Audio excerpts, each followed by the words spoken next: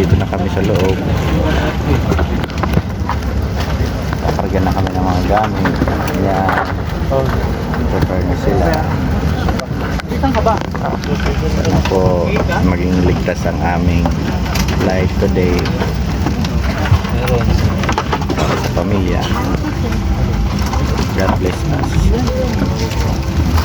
At ayan na nga guys, nakarating na po kami sa Doha Qatar Airport. Ayan, kinukuha na po namin ang aming mga gamit. Kasama ko po pala yung kaapelyido ng aking asawa. Ayan po si Ricky Miranya, naka-blue. Po, kinukuha na po namin mga gamit. Ayan, dito na kami sa Qatar. Palapag na kami for connecting flight.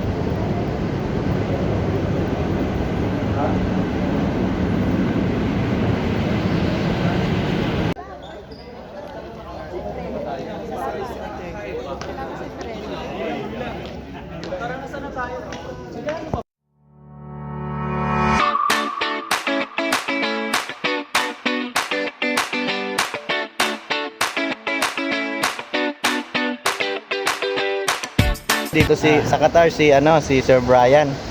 Sa shoutout Sa taga Cebu.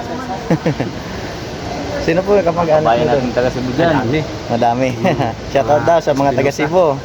Subscribe na kayo sa aking channel. Anong channel mo, bay? Buhay Probinsya TV. Buhay? Buhay? Buhay Probinsya TV. Okay.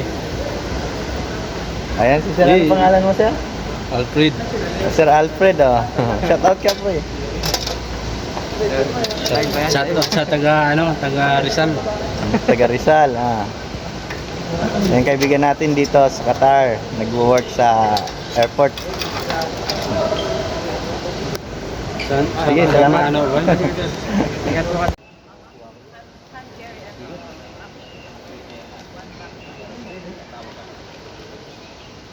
Kaya ate ko mo.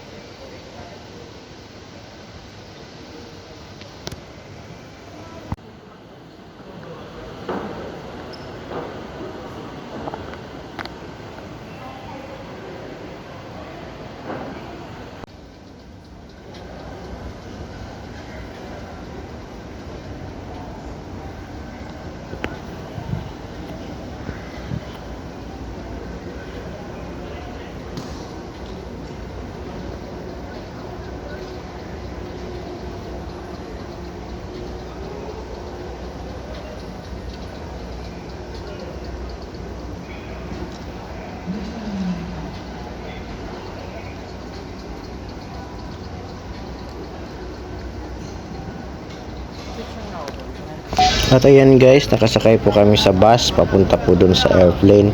Kasi po dito sa Qatar talagang bumababa kami.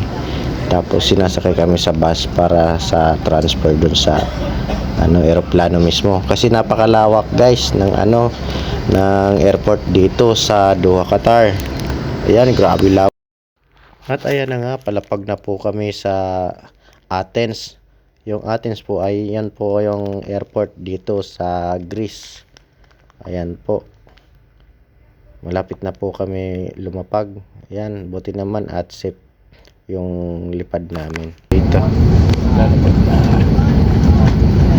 Ayan guys. Lapag na. Thank you Lord at safe po yung paglapag namin. Thank you Lord. Oops. Lakas ng preno.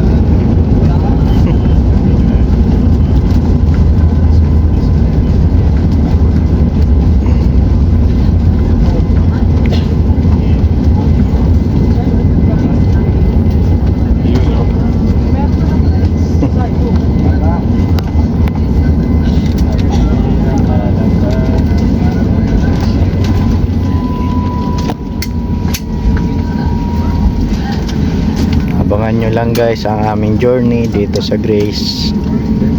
Salamat. At ayan guys, hinihintay po namin na umalis na yung nakasalang doon sa pagbabaan namin. Standby po muna kami dito sa hallway kasi di pa nakaalis yung nakasalang doon sa paglalagyan namin. So ayan guys, hintayin nyo na lang po hanggang sa aming pagbaba dito sa Athens sa Greece.